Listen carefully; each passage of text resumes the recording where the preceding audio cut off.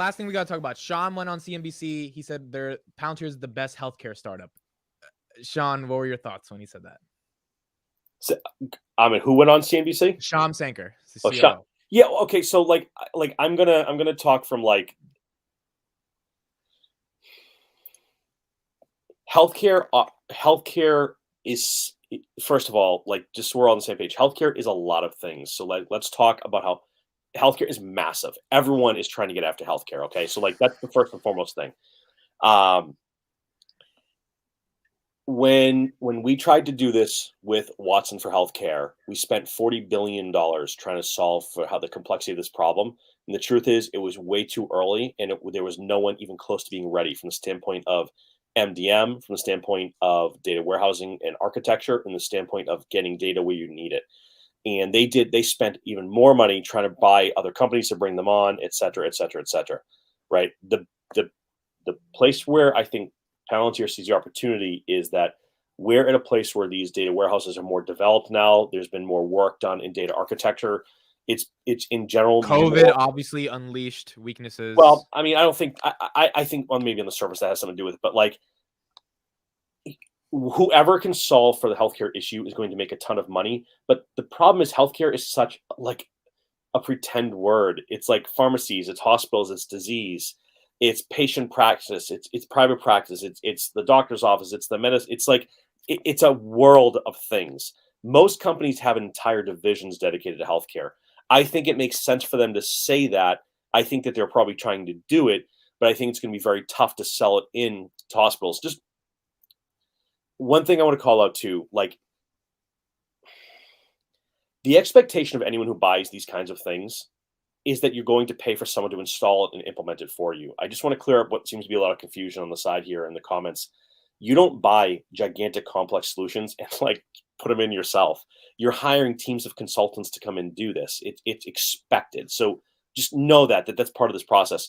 Look, the healthcare opportunity is $1 trillion opportunity. Okay, that's it. It's bigger than we even know, because there's going to be more problems that come from it when we get there. The bottom line is, I think it was brilliant to go online. I think it was brilliant for him to say it all. I don't think anyone cares. That's not what I want to say for an answer. That's just, I think, the reality of it. It was like, cool, I get it. You're also trying to solve everything else too. I think every company says they want to do the same thing. I agree. If Palantir goes online and talk about defense and healthcare, actually, it doesn't make a difference. I mean, see, they have a startup with Syntropy long before COVID happened. Everybody know what they have done in COVID. So health sector has already taken notice of Palantir. Okay, so when Shyam went on CNBC and said about it, he was just bringing facts in front of investors rather than customers. Okay, he was just trying to say, okay, yeah, we are pretty good in this area. Will it bring investors in? I mean, I don't know anyone who invests money based on what they listen on CNBC. Okay, so I don't know. I mean, that opportunity, I mean, also could have been used for 30 seconds to pitch new clients as well. But I don't expect, I mean, that particular statement to either get more investors or clients. So in that point of view, it's quite bleak. I think there are other industries they have done quite well in the automotive industries. I think in the energy, I know they have done quite excellent work. I think this is where they should be pitching more clients moving forward. Back to you guys. Good luck with healthcare. Healthcare is one of the more complicated things to try to get into. If they want to get into the space, all for it. There's a lot of siloed infrastructure that we have in healthcare because of HIPAA relations, because of all sorts of issues. It's not the easiest to put in. Hospitals also don't exactly have tons of data analysts or data engineers. They try to prioritize on hiring healthcare professionals rather than people that are going to be wrangling data. And on top of it, business value is hard to prove out unless you have a lot of data. So right now, the way that I would say is that, yeah, Palantir could come in and help develop some KPIs and see if and change some things around that could help a hospital system, but it's a very hard thing to do. I think that they should focus on the higher margin sectors that can afford them. Right now, the healthcare area is probably not the place that I would target, but that's me. whatever. Chris, to be fair, I think you're approaching healthcare like in terms of what you do in healthcare. I think the pharmaceutical, the R&D world is vastly overwhelming with cash. So let me rephrase. I would say attack the pharmaceutical sector for sure. Probably not the hospital sector where you have patient-to-patient interactions. That's going to be a multi-year journey where there's still, believe it or not, hospitals right now that are not 100% EMR electronic medical record yet. But you'd be surprised at how it is. And we're also having a lot of consolidation between EMR providers like Epic and Cerner and so on and so forth. So right now it's not exactly the best time for healthcare. I think eventually healthcare will move. Healthcare is very slow to move in doing things. So if you're trying to, like I said, you have to focus your resources on opportunities. I would not focus as much in healthcare unless they've got some really magical software that eliminates the need for a lot of personnel to do massaging of data. If this pipeline, they did massively reduce the backlog in the end. Right? No. So that kind of stuff is different. Those KPIs are fluff things that, trust me, you can work your way around and present. We've done. I know that we can do that too. Like, you can present data in a way that makes your software look like the next greatest thing. We had that happen to us, right? Where we had a software client come in, they did a demo, and they showed like some KPIs that, did all these great things for us, but they were just massage data that didn't actually, provide real value. So I wouldn't necessarily just go based on one anecdotal example and as this is the magical product that's going to solve all of healthcare's problems. Healthcare has so many problems that we need to tackle.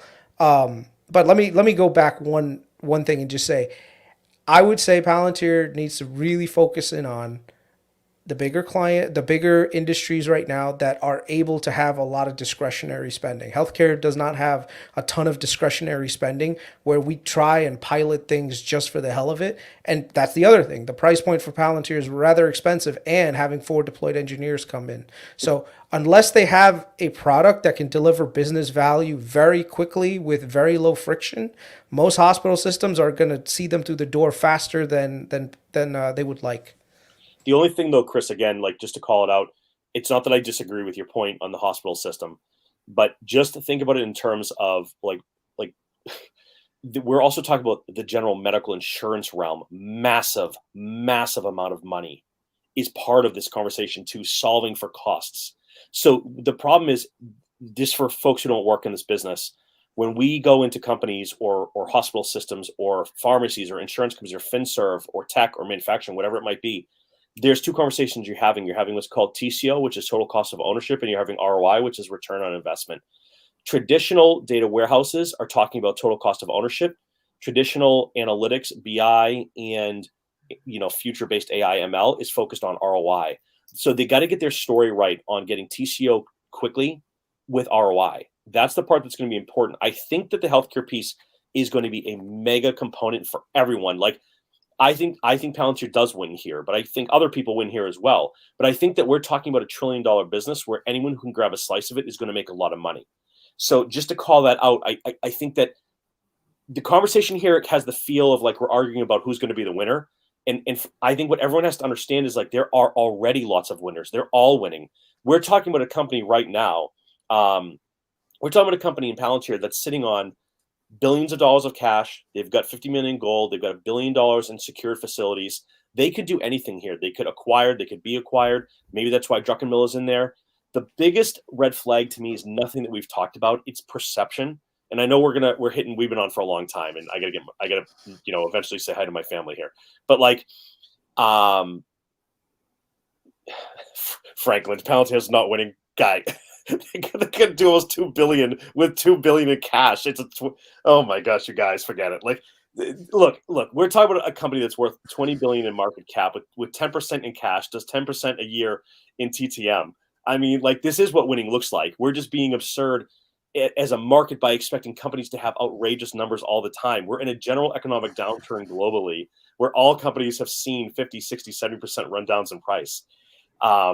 You can play this anyway. Play puts. short the stock if you think it's garbage. Make a ton of money doing it. Fine, go for it.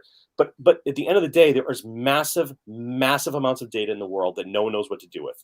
Companies like Palantir and Snowflake are going to solve for these problems. There will be some who win big. There will be some who win in the middle. There'll be some who don't. But at the end of the day, we have to work with this data. These are the companies that are going to do it.